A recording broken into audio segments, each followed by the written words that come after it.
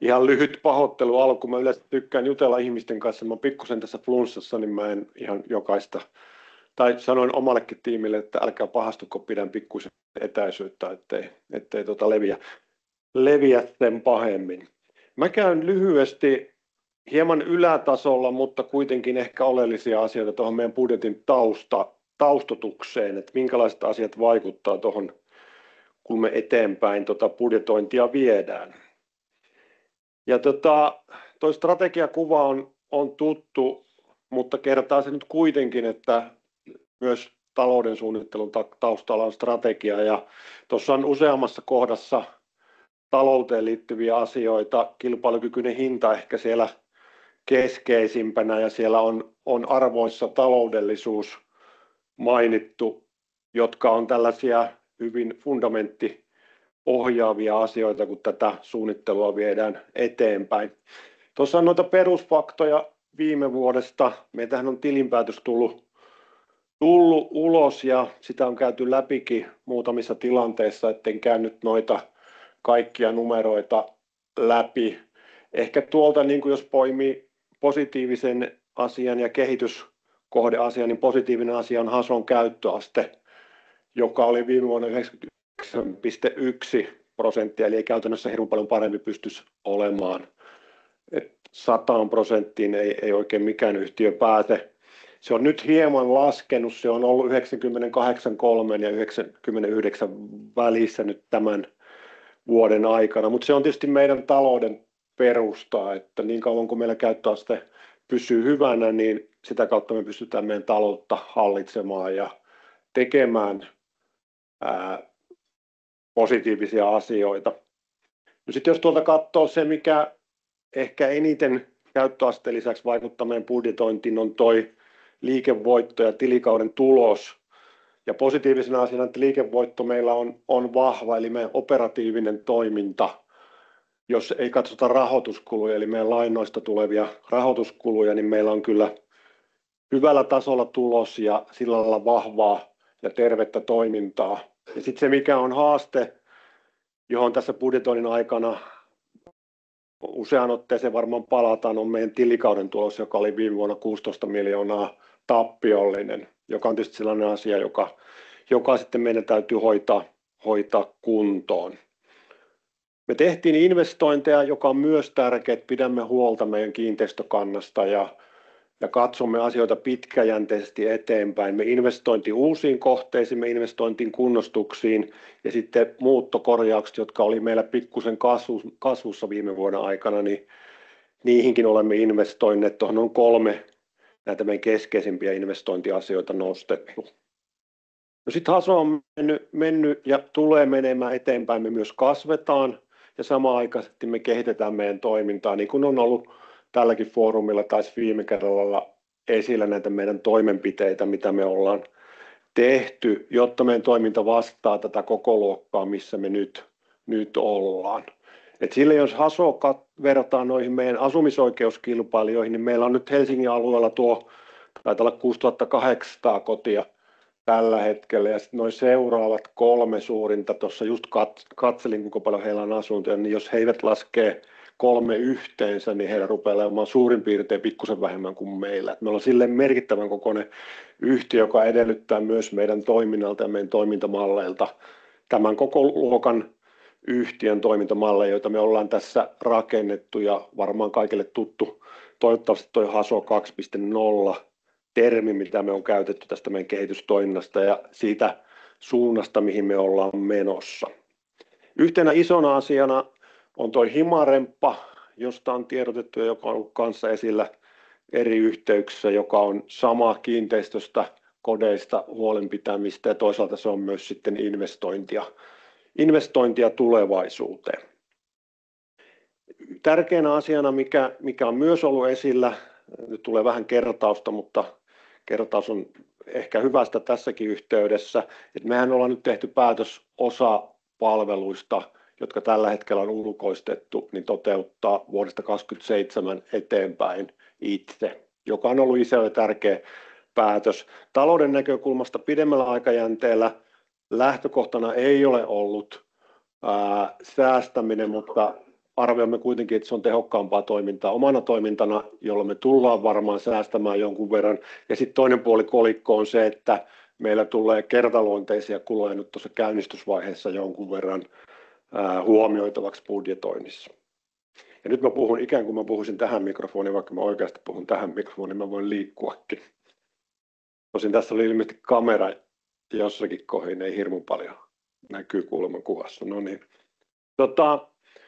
No sitten ehkä tärkein viesti, minkä itse haluan jättää ennen kuin mennään noihin yksityiskohtiin ja tuohon varsinaisen budjetoinnin seuraaviin vaiheisiin, että meillä on selkeä suunnitelma, miten meidän taloutta viedään eteenpäin. Se on oleellinen asia ja tietysti tässä on ollut asukkaita tullut tilausta, toiveita, että pystytäänkö kertomaan pidemmälle eteenpäin kuin aina vain vuosi kerrallaan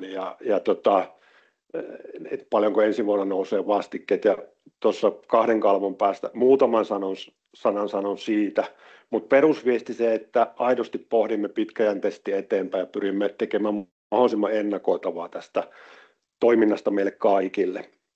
Sitten on tuo iso muutos, valtion tekemä muutos korkotukirahoituksesta, uusia ASO-kohteita ei jatkossa korkotuki rahoitettaisiin. Positiivinen asia on se, että peruskorjauksia, joka meille on tärkeä asia pidemmällä aikajänteellä, niin korkotukirahoitusta nykytiedolla on olemassa. Ja sitten uudistuotantoon liittyen, niin me olemme selvittäneet vaihtoehtoja ja selitämme vaihtoehtoja, että onko jotain muuta rahoituskeinoa kuin tuo nykyinen korkotukimalli. Ja sitten kun kuuntelee nyt noita valtakunnan poliitikkoja ja noita keskusteluja, mitä on käyty, niin ehkä sieltä tahtotila löytyy sitten kohtuuhintaisen asumisen mahdollistamiseksi jatkossakin, että ehkä siihen herätään, kuinka tärkeää tämä toiminta on, mitä me tehdään.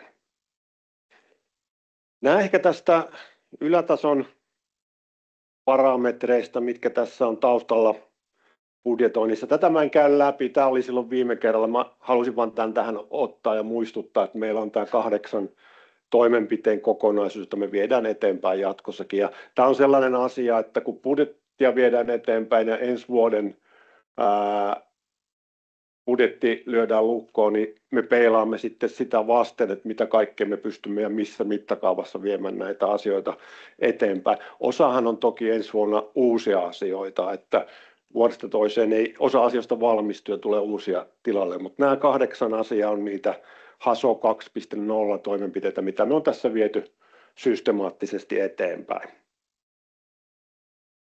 No sitten on osaltani viimeiset asiat tähän alustukseen ja vasemmalla ehkä taustotusta ja oikealla sitten ikään kuin johtopäätöksiä.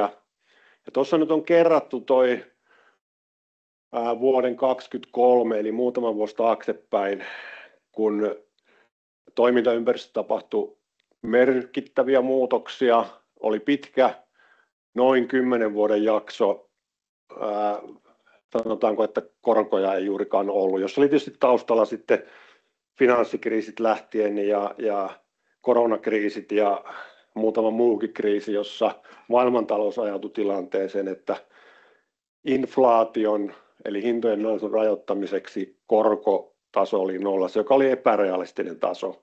2023 sitten nousi korot merkittävästi. Mä olen itse sitä eri yhteyksissä sanonut, että kyseessä oli palaamista normaalimpaan tilaan, se, että rahalla on jokin arvo. Jos rahalla ei ole mitään arvoa, niin tämä yhteiskunta ei oikein tällä kapitalistisella mallilla toimi. Eli palasimme normaalimpaa aikaa ja seurasi HASOlle, jolla on kuitenkin noin 1 miljardi euroa pikkusen päälle velkaa, tietysti vuosikymmenten aikana rakentamisen kautta tullutta velkaa, niin siitä seurasi meille rahoituskulujen nousu. Ja se, että on korot 0 versus, että ne on 2 tai 3 tai 4 tai 5%, jos on 1 miljardi euron velkakanta, niin sen vaikutus absoluuttisena euroina on aika suuri. Siitä seurasi 2023 yhtiö teki 18 miljoonaa tilikaudella tappiota, jonka johdosta tehtiin tervehdyttämissuunnitelma.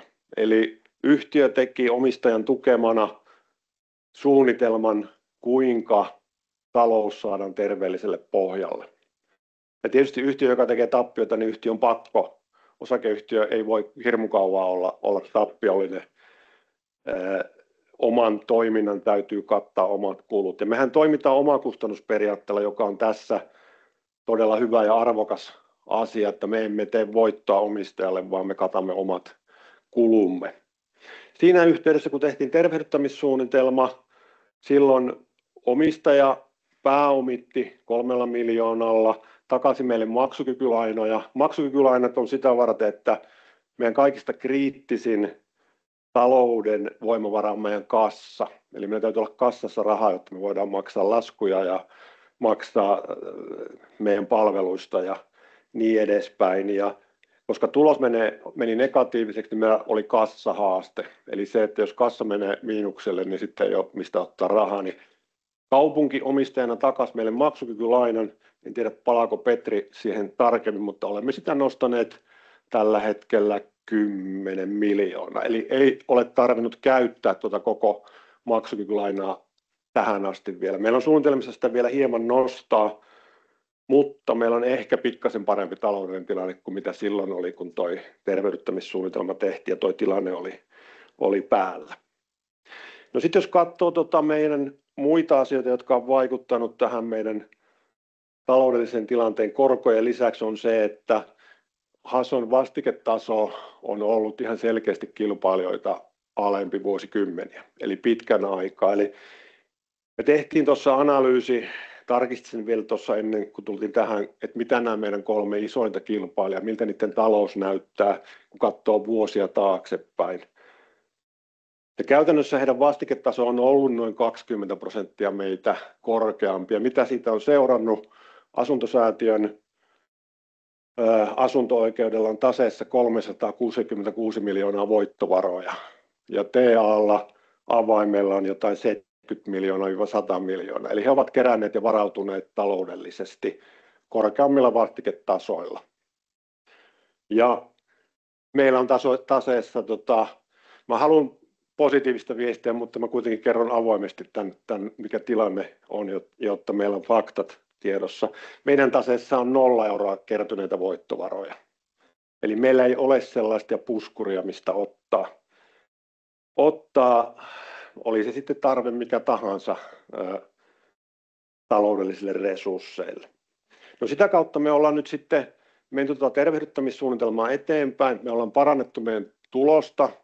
Me ollaan parannettu meidän tulosta enemmän kuin mitä meidän tervehdyttämissuunnitelmassa oli suunniteltu. Meillä on tämän vuoden budjetti 4 miljoonaa tappiollinen.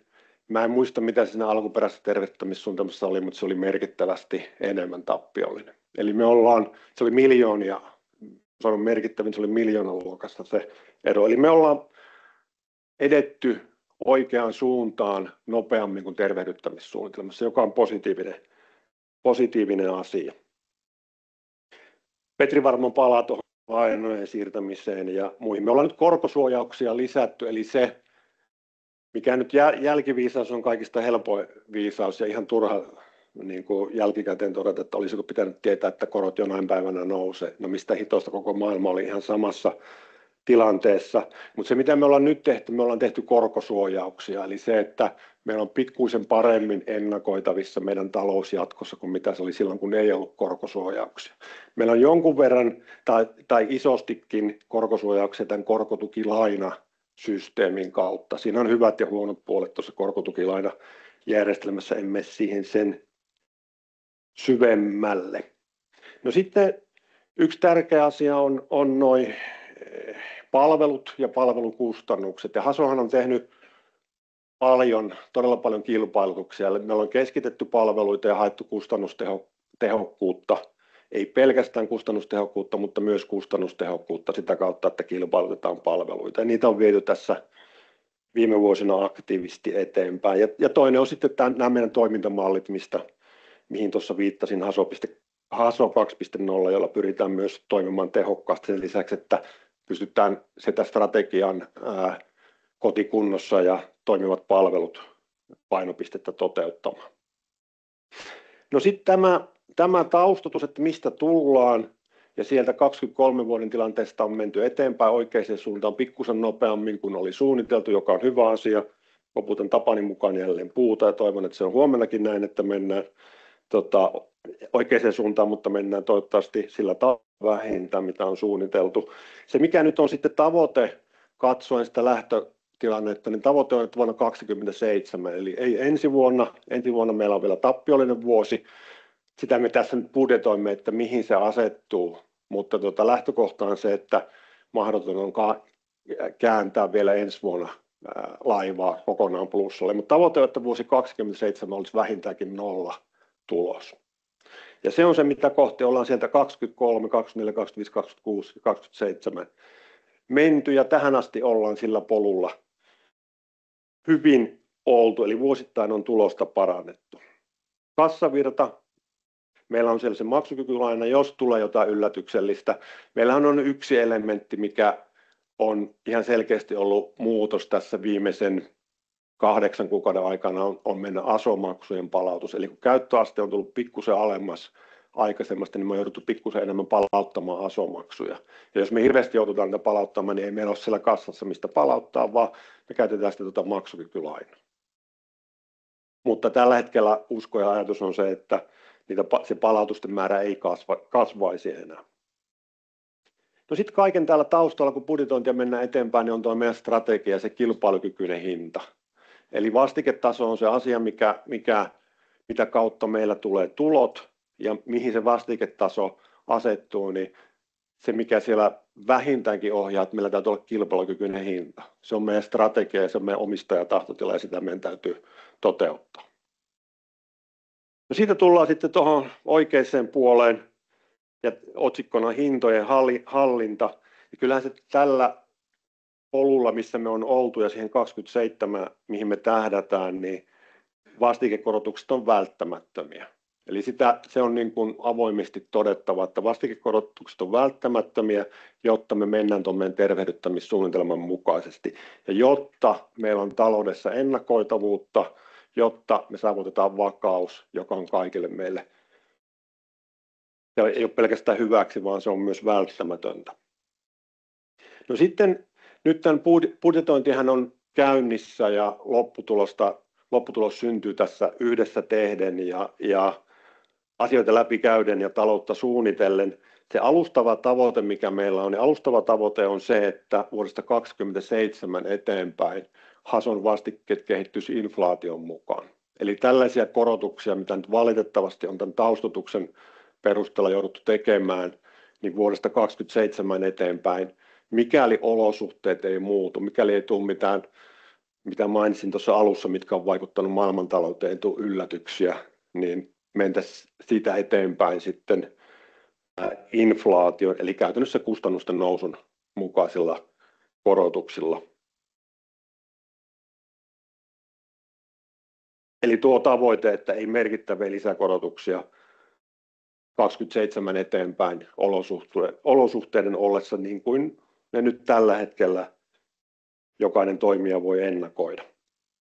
Se mikä meillä sitten on yksi kysymys, joka voi tulla tuossa tulevina vuosina, on varautumiset. Meillä on Varken kanssa käyty keskustelua, että onko Haso varautunut tarpeeksi tulevaisuuteen. Se varautuminen, mitä me ollaan tehty, on peruskorjausvaraus. Eli me ollaan kerätty peruskorjausvarausta, mutta muun tyyppisiä varauksia yhtiö ei ole tehnyt. Ja se on yksi asia, mitä tulevina vuosina täytyy pohtia. Se ei nyt juuri tässä ajan hetkessä ole, mutta se on hyvä tiedostaa, että tämmöinen asia on listalla. No sitten viimeisenä asiana mulla on tässä korotusten kohdentaminen ja mähän olen nyt yhden budjetointikierroksen ollut tässä, kun vuoden on toiminut ja viime kierroksella oli paljon sitä keskustelua, että mihin nämä korotukset kohdistuu ja miksi ne kohdistuu ja miksi jossakin on isommat ja miksi jossakin on pienemmät ja miksi tulee useampana vuotena peräkkäin.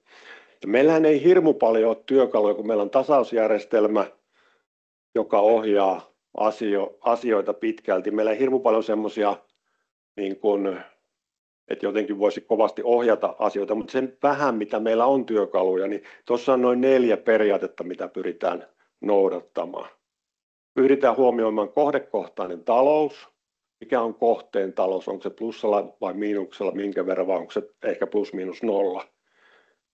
Sitten pyritään huomioimaan aiemmat korotukset, mikä on kumulatiivinen korotus kussakin kohteessa, kuinka monta kertaa on korotettu ja paljonko on korotettu. Kolmantena on alueen markkinahinnat, eli kun tuossa totesin, että Hason vastikkeet on ollut 20% kilpailijoilta edullisemmat, niin me käydään ihan kohteelta läpi. Tuolta Varkesta saa kaikkien kilpailijoiden hinnat ja sen lisäksi me ollaan hankittu vielä kilpailijatietoa muualta. Että me katsotaan ihan konkreettisesti, että paljonko naapuritalossa maksaa naapuritoimijalla, mikä se vastiketaso on. Se palaa siihen meidän strategiaan, että no emme sen yli voida missään tapauksessa mennä. Sitten on viimeisenä tuo tasausjärjestelmä, joka on tässä se varmaan kaikista, miten mä sanoisin, ohjaavin ja dominoivin elementti, että siellä ei hirmu paljon ole sellaista niin kuin harkinnanvaraa näistä 4 tai 3 plus tuosta tasausjärjestelmästä ne vastikkeet sitten, miten ne kohdistuu minnekin, mahdolliset korotukset, niin määräytyy. Ja joku kommentoi, kun mä tämän kalvon näytin, että ei tästä kukaan muuta muista kuin tuon vihreän nuolen tuolla alhaalla. Se kieltämättä erottuu noin värityksen puolesta, mutta toi on se ohjaava tekijä, että jos sen vaikka muistaa, niin se on jo ihan hyvä, että plustulosta kohti olemme menossa ja nyt tällä hetkellä näyttää siltä, että siihen me pääsemme ja nyt tällä budjetointikierroksella niin työstämme yhtiötä sitä kohti. Mä käytin 22 minuuttia, oli merkittävästi enemmän jälleen kerran kuin oli tarkoitus, mutta toivottavasti tämä oli semmoista tietoa, josta on sen 20 minuutin verran sitten arvoa käyttää aikaa. Mä annan Petrille puheenvuorossa seuraavan. Kiitos mun osalta. Joo, kiitos Harri. Kuuluuko mun ääni sinne? Kuuluu.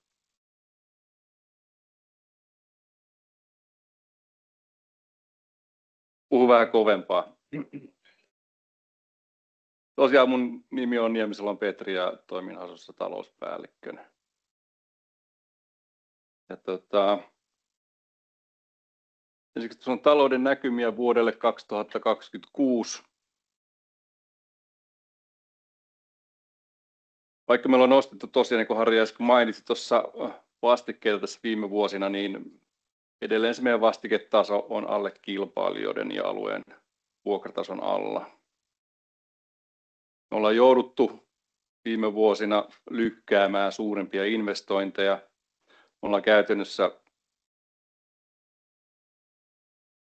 sidottu meidän korjaukset noin 8 miljoonaa euroa viime vuosina, eikä se sitä summaa saanut ylittää. Mutta korkojen laskun myötä ennustaa tuo inflaatio, mikä viime vuosina on aika kovaa, niin tulee hidastumaan. Ja tuo matalasuhde, mikä tässä viime vuosina on ollut, tulisi taittumaan vuonna 2025 tai 2026.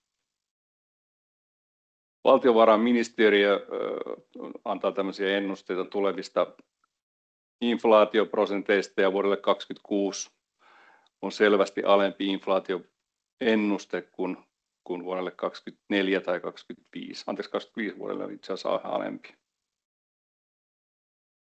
Me ollaan laskettu vähän, että minkälaisia kustannuksia meillä on tällä hetkellä ja miten me nähdään tällä hetkellä, että niiden hintojen muutokset tulee olemaan vuodelle 2026.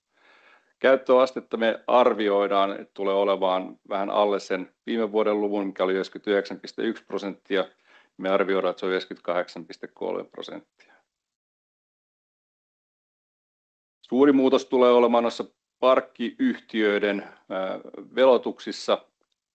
Parkkiyhtiöt muuttuivat arvonlisäverovelvollisiksi tuossa viime vuoden aikana, mikä tarkoitti sitä, että meidänkin laskuun tulee sen entisen summan lisäksi 25,5% arvonlisävero.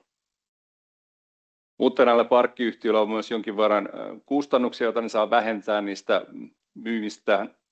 myymistään hinnoista, niin on ilmoittanut meille, että nettovaikutus meidän hintoihin tulee olemaan suurin piirtein 8%. Siis tämä koskee niitä parkkitaloja, mitkä on tämmöisiä yhtiöitä, missä meillä on autopaikkoja kohteissa. Henkilöstökustannuksiin nähdään, että siellä tulee TES-korotuksia myöskin vuonna 2026 ja ollaan laskettu, että henkilöstömäärä tulee lisääntyä 2 henkilöllä. Tässä ei otettu huomioon sitä, että isännöinti ja myynti ja talous tulee olemaan osa Hasoa. Tässä on ainoastaan tämmöinen ikään kuin normaali kehitys. Hallintoon tiedetään, että sopimus sanoo, että vuodelle 2026 tulee 3% korotus.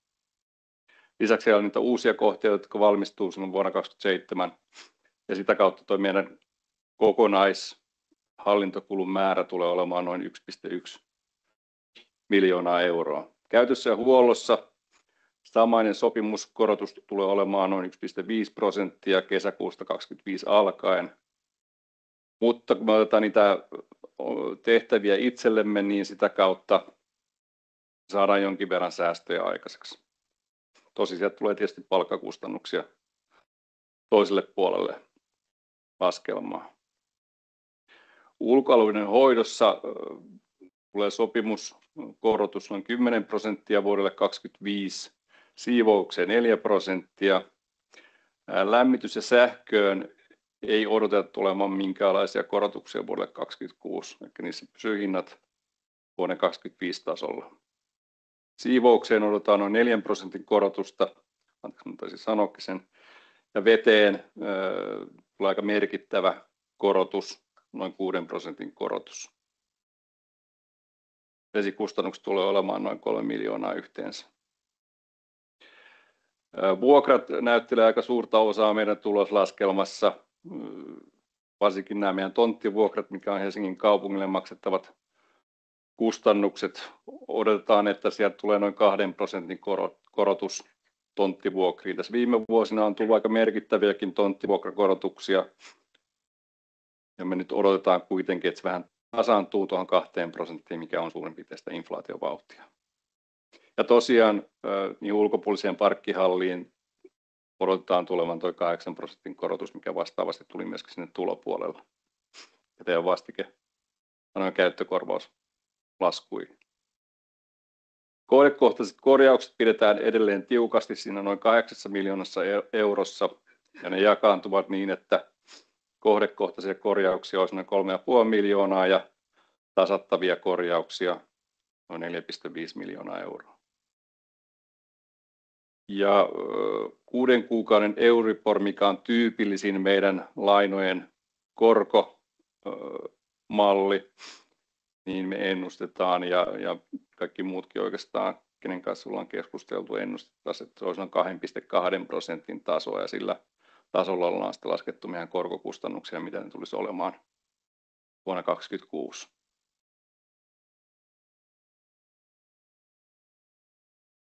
Siinä on meidän lainoista tietoa, 2 kuvaa. Toisessa on lainojen lyhennykset ja korot vuosittain ja toisessa on lainojen pääomat vuosittain.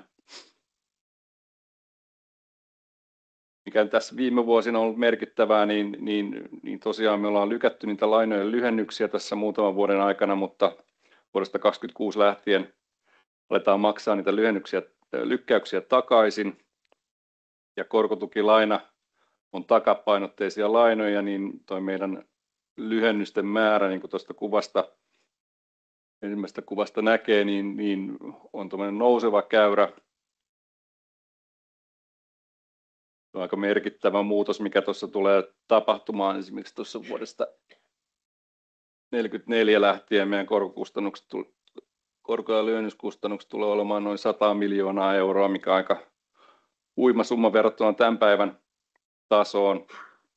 Ja lainapääoma tulee kuitenkin lyhentymään koko aika ja tuo sininen kuvaa sitä, että mikä meidän korkotukilainojen tilanne vuosittain on ja siinä voidaan nähdä, että tuolla vuonna 60 suurin piirtein niin meidän kaikki korkotukilainat olisi maksettu takaisin, mutta meillä on suunnitelmassa tosiaan niitä himaremppoja ja peruskorjauksia alkaa tekemään tuossa 30 vuonna ja siitä eteenpäin, niin meidän lainakanta todennäköisesti ei tule kuitenkaan hirveästi laskemaan.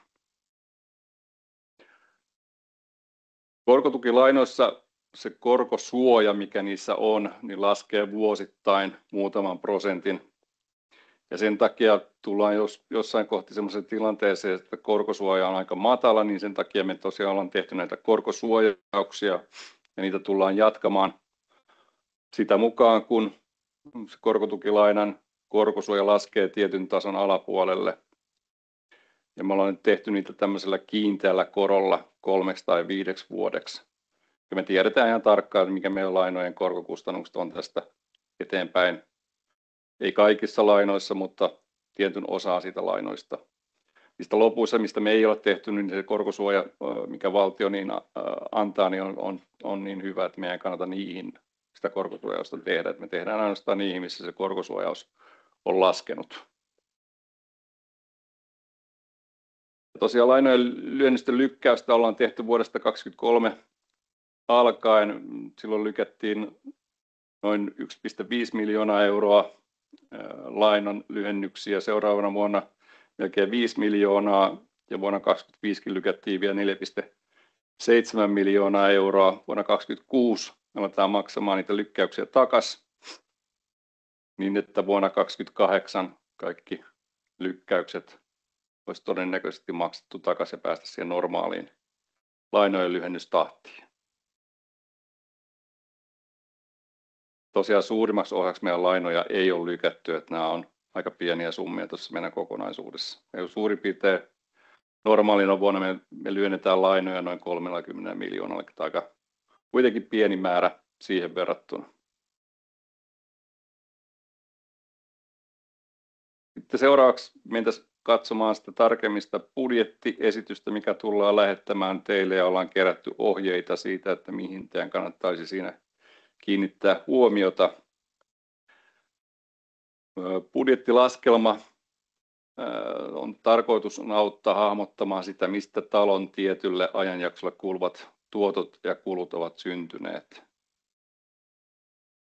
Asukkaat on kerätty ehdotuksia siitä, että minkälaisia kohdekohtaisia hankintoja he toivovat omaan kohteeseensa, ja niitä on huomioitu siinä meidän budjettiesityksessä, minkä tulette saamaan. Asukastoimikunnille on varattu budjetissa oma summa. Lasketaan tietyllä kaavalla, mihin vaikuttaa suurilta osalta se, että kuinka monta asukasta talossa on. Summa nousee tietysti sitä mukaan, mitä enemmän asukkaita on. Ja tietysti nuo suuret peruskorjaukset otetaan myöskin huomioon siinä budjetissa. Nehän on tasattavia kustannuksia. Ja pitkän tähtäimen PTS-suunnitelmat, ne auttaa kuitenkin yhtiötä varautumaan tuleviin menoihin. Mutta talousennuste tai talousarvio on aina kuitenkin ennuste siitä tulevasta vuodesta. Taas tilinpäätös oikeasti kertoo sen, että mihin yhtiön talous on edellisenä vuotena toteutunut. Ensimmäinen sivu. Pyritään siihen, että aikaisempina vuosina me ollaan lähetetty teille semmoinen monisivuinen budjetti, mutta tänä vuonna me lähdetään lyhennetty versio siitä, se on noin A4 kokoinen. Lyhennys tarkoittaa sitä, että siinä aikaisemmassa tosiaan ne tilit, jokainen tili on ollut erikseen siellä otsakkeen alla, niin me lähetetään tässä uudessa versiossa on periaatteessa ne otsakkeet ainoastaan ne rivit, mitä siinä budjetissa on. Ja se budjettihan koostuu sarakkeista. Siinä on kakkossarakkeessa edellisen vuoden toteutuma, eli vuodelta 2024. Kolmannessa sarakkeessa on kuluva vuosi. Todennäköisesti saadaan siihen mukaan vielä toi vitoskuukausi, eli siinä on tammi-toukokuu, mutta jos ei saada, niin siinä on tammi-huhtikuun luvut. Sarakkeessa 4 on kuluvan vuoden budjetti, eli vuodelle 2025, ja toi aivan oikeanpuolimmainen sarake on se vuoden 2026 budjettiesitys.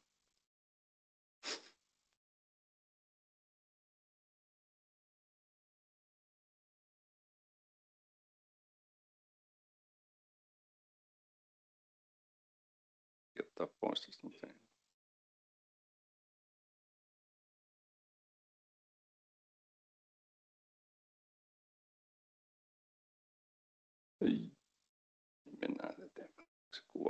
Tosiaan käyttövastikkelajithan meillä on muutettu vuodelle 2024 niin, että meillä on 4 käyttövastikkelajia. Käyttövastike 1, mikä on se kohdekohtaiset hoitokustannukset. Käyttövastike 2, mikä on ne tasattavat hoitokustannukset. Käyttövastike 3, mikä on ne pääomakustannukset, lainojen lyhennykset ja korot. Käyttövastike 4, mikä on varautuminen niin tuleviin menoihin. Sellainen vinkki, että kenen vastuulla mikäkin kustannus on, niin paras tietolähde oikeastaan tuo meidän vastuunjakotaulukko, joka löytyy meidän verkkosivuilta. Siinä on osoite sinne, mistä se vastuunjakotaulukko löytyy, niin jos on kysyttävä, että onko tämä kohteen kustannus vai onko tämä joku muulle tasattava kustannus, niin vastuunjakotaulukko kertoo oikeastaan sen jaon, minkä perusteella me niitä kustannuksia jaetaan. Käyttövastike 1, eli ne kohteen omat kustannukset.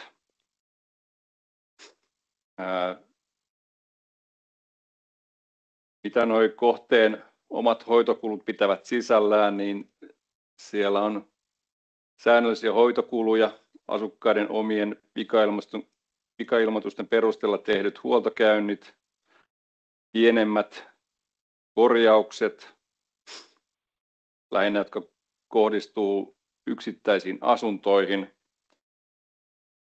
sen tyyppiset korjaukset, siivous ja puhtaanapito siinä kohteessa, ulkoalueiden hoito, lämmitys. Lämmityskin on jaettu tuonne perusmaksuun sekä kulutusmaksuun, ja tässä kohtaa on nimenomaan se kulutusmaksu, sähkö sekä kohteen toivomat korjaukset. Käyttövastike 2.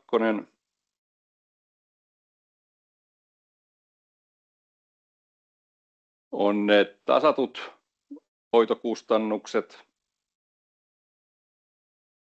Siellä on laajemmat kiinteistön ja huoneistojen korjaukset. Tyypillisesti sitä, että se korjaus koskee useampaa kuin yhtä asuntoa. Vakuutusmaksut, kiinteistöverot, tonttivuokrat, mikä on suuri kustannuserä, isännöinti ja yhtiön hallinnointi.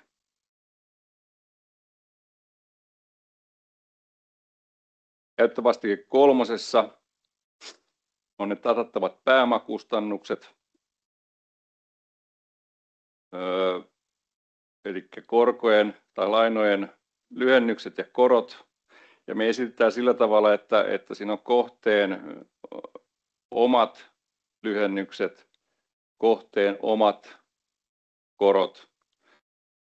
Ja seuraavalla rivillä on oikeastaan se tasaus, joka tarkoittaa sitä, että sillä tasausrivillä korjataan sitä kustannuserää niin, että saadaan laskettua niin, että tässä viimeisellä rivillä on ainoastaan ne tasatut kustannukset.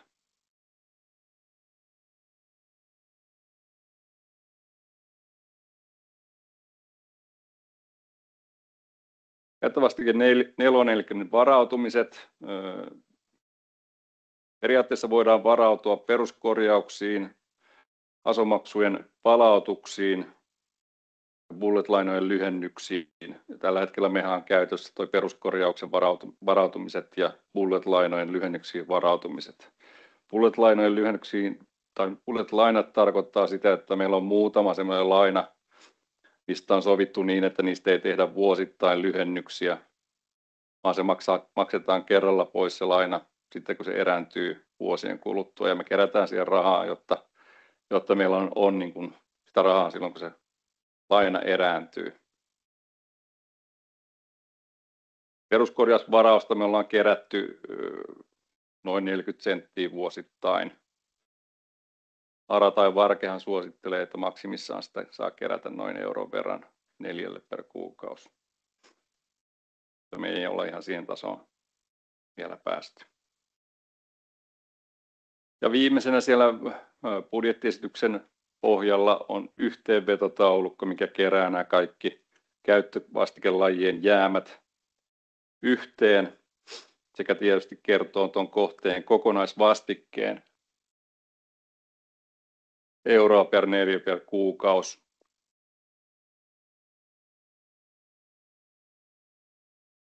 Mikä tietysti on niin kuin se, mitä riviä on hyvä seurata.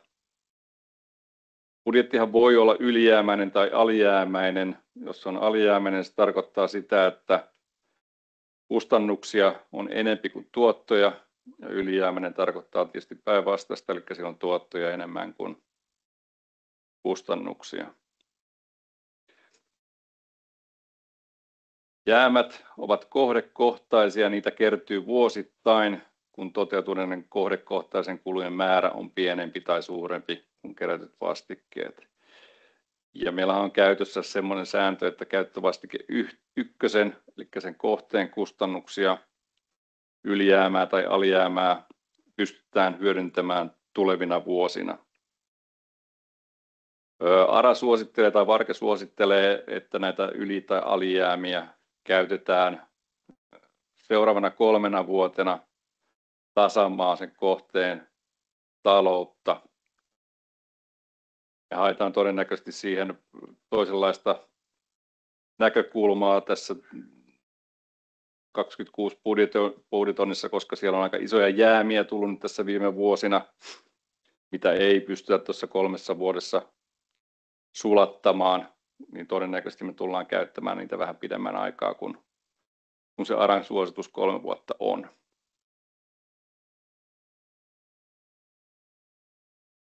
Tosiaan, niin kuin Petterikin tuossa alussa totesi aikataulussa, että budjetti toimitetaan kesäkuun loppuun mennessä. Te saatte budjettiesityksen, liitemateriaalit ja ohjeet. Tullaan toimittaa asukassivujen dokumenttipankista.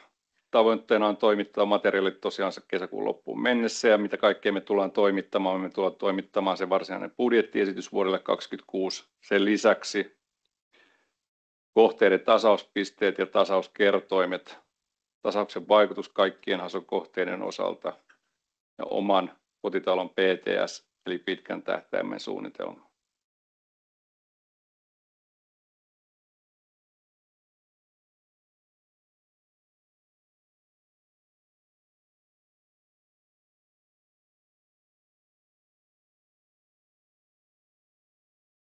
Budjettiesitys näkyy puheenjohtajalle siellä asukassivulla Tampuurissa. Tosiaan kesäkuun loppuun mennessä kaikille kohteille on se toimitettu. Sieltä kun valitsee tuon etusivun näkymästä kohdan dokumentit ja sen seuraavan näkymän kohdasta kotitalon talous ja taloustiedot puheenjohtajalle, niin sieltä tulee löytymään nämä dokumentit.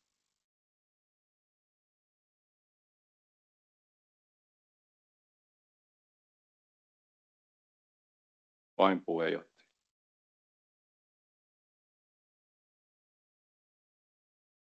Samassa yhteydessä tullaan lähettämään linkki kyselyyn, jonka kautta budjettiesitystä koskevat kysymykset ja kommentit voi esittää. Siellä löytyy kommentteja tietysti noin käyttövastikelajiin. Vastaajan tiedot on hyvä laittaa. Ja kohteemme on tutustunut budjettiesitykseen, eikä meillä ole kysyttävää tai kommentoitavaa, on tietysti kaikkein paras vastaus. Tosiaan muistetaan, että viimeinen määräpäivä tuon palauttamiseen on tuo 31.7. mennessä.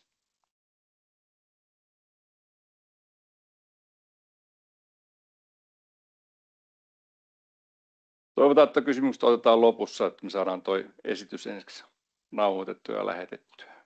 Mä annan vielä puheenvuoron Petterille.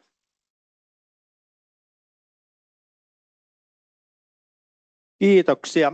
Katsotaan sitten vielä tuo vuoden lopun tilanne, mitä tapahtuu sitten kesän jälkeen tuolla elo- ja syyskuussa. Eli kun vaikka Petri sanoi, että hyvä vastaus on se, että on tutustuttu eikä ole mitään kysyttävää, niin varmasti tulee kysymyksiä ja totta kai saa niitä kysymyksiä esittää. Niihin vastataan, ne käydään läpi ja kohdevastaava isännöitsijä vastaa niihin viimeistään syyskuun aikana. Tietysti riippuen siitä, kuinka paljon niitä kysymyksiä on ja minkä laatuisia niistä tulee, niin vähän se tietysti vaikuttaa siihen, että kuinka nopeasti niihin kerätään vastata, mutta syyskuun aikana viimeistään. Mutta tietysti aikaisemmin, jos siihen on mahdollisuuksia. Ja kerätään myöskin tuonne meidän nettisivulle tuonne usein kysyttyihin kysymyksiin, niin niitä kysymyksiä, mitä sieltä niin kuin enemmälti tulee, jos tulee samantyyppisiä kysymyksiä ja niihin sitten niitä vastauksia. Ja kuten tuossa alussakin sanoin, niin sitten jos ne kysymykset tai kommentit antaa siihen aihetta, että budjettiin tehdään muutoksia, niin sitten sen tyyppisiä muutoksia sinne tehdään ja päivitetään sitä budjetointia. Samoin me päivitetään sitä, jos esimerkiksi me nähdään, että tässä kesän aikana tapahtuu vaikka korkotason ennusteeseen jotain muutosta suuntaan tai toiseen, niin sitä budjetointia sitten sen johdosta päivitetään. Ja tietysti siellä kommenteissa saattaa tulla esiin sellaisia asioita, jotka on ihan kohdekohtaisia ja niitä on niin kuin helpompi sinne huomioida, mutta osahan voi olla sellaisia kommentteja, jotka sitten vaikuttaa koko yhtiön budjettiin ja silloin joudutaan miettimään, että onko mahdollista sellaista muutosta tehdä sinne budjettiin vai ei. Että ne on sitten aina tapauskohtaisia. Sitten tullaan tuohon päätösvaiheeseen eli sinne lokakuuhun, syys-lokakuun vaihteeseen. Katsotaan, miten meillä aikataulu menee.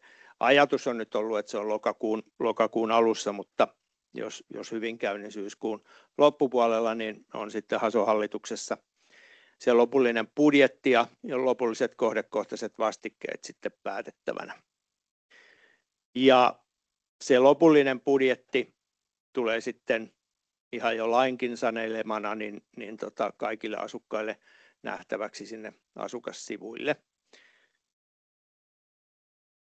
Ja sitten lokakuussa järjestetään toinen budjettitilaisuus, jossa sitten käydään vielä tarkemmin läpi sitä lopullista budjettia. Ja lokakuussa sitten sen hallituksen päätöksen jälkeen niin tiedotetaan siitä, mikä se lopullinen budjetti on ja mitkä ne lopulliset vastikkeet on. Ja lähetetään tietysti asukkaille ne uudet maksutiedot, jotka astuu sitten voimaan 1.1.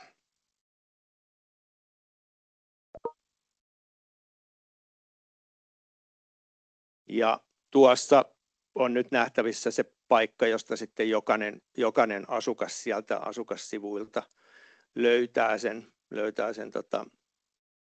seuraavan vuoden budjetin sitten, kun se on valmistunut silloin lokakuussa.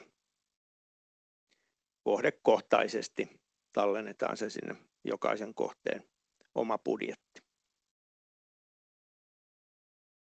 Sitten käydään vielä läpi tämmöinen arviointivaihe tähän loppuun. Eli kerätään kokemuksia nyt tästä budjetointikaudesta ja asukastoimikunnan puheenjohtajille tullaan lähettämään kysely siitä, jota sitten hyödynnetään sitten seuraavan vuoden budjetointiprosessissa. Nythän me tehtiin tällä tavalla ensimmäistä kertaa tämä budjetointiprosessi tai viedään loppuun. Ollaan nyt siinä vasta niin kuin puolessa välissä, niin kerätään sitten kokemuksia siitä, että miltä se teidän kannalta näytti ja parannetaan sitten tarvittaessa sitä.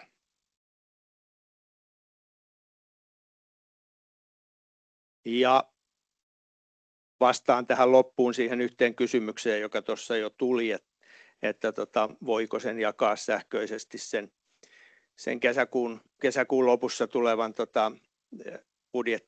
versio 1, niin muille asukastoimikunnan jäsenille niin voi toki sillä tavalla, että lataa sen sieltä asukassivuilta ulos ja sitten jakaa esimerkiksi sähköpostilla tai muulla sopivaksi katsomallaan tavalla sen sitten muille asukastoimikunnan jäsenille, ja se on totta kai toivottavaakin, että kaikki siihen tutustuu eikä vaan puheenjohtaja. Tässä esityksemme ja kiitoksia teille. Mennään sitten, Katja ottaa puheenvuoron sitten seuraavaksi, niin katsotaan sitten kysymyksiä läpi.